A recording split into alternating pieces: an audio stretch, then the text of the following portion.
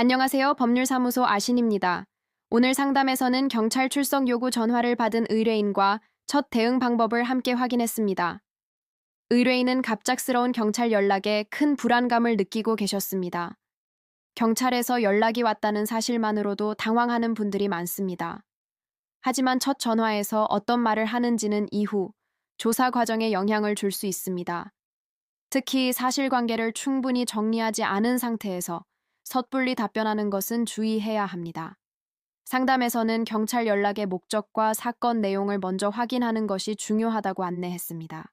출석 일정이나 조사 방식에 대해서도 신중하게 결정할 필요가 있습니다. 무엇보다 첫 통화에서는 감정적으로 반응하지 않는 것이 중요합니다. 잘못된 설명이나 불필요한 추측은 나중에 부담이 될 수 있습니다. 그래서 의뢰인은 경찰 연락 내용을 기록하고 관련 자료를 정리하는 과정이 필요합니다. 문자 내용이나 계약서, 그리고 대화 기록 등을 미리 확인해야 합니다. 실제로 조사에서는 작은 표현 하나가 사건의 방향에 영향을 주기도 합니다. 따라서 출석 전에 자신의 상황을 객관적으로 정리하는 과정이 필요합니다. 법률사무소 아시는 현재 상황에 맞는 대응 방법과 유리한 법률 팁도 안내드렸습니다. 경찰 출석 요구는 무조건 두려워할 상황이라고 단정할 수는 없습니다. 다만 사건 유형과 혐의 내용에 따라 대응 방향은 달라질 수 있습니다. 초기 대응을 어떻게 하느냐에 따라 불필요한 위험을 줄일 수 있습니다. 상담을 통해 의뢰인 상황에 맞는 현실적인 해결 방향을 함께 검토했습니다. 경찰 조사 전에는 혼자 판단하기보다 전문가와 충분히 상의하는 것이 좋습니다.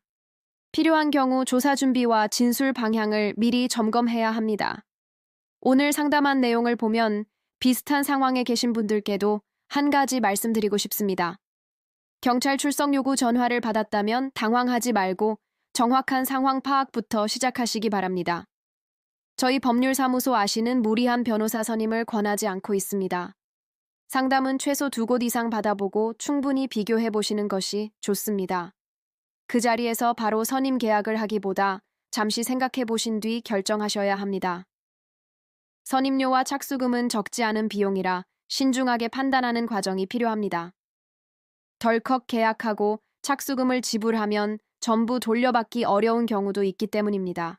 현재 상황에 맞는 대응 방향인지 충분히 확인한 뒤 결정하시는 것이 안전합니다. 법률사무소 아시는 상황에 맞는 현실적인 대응 방법을 안내드리고 있습니다. 비슷한 사건으로 고민하고 계시다면 늦기 전에 상담 받아보십시오. 감사합니다.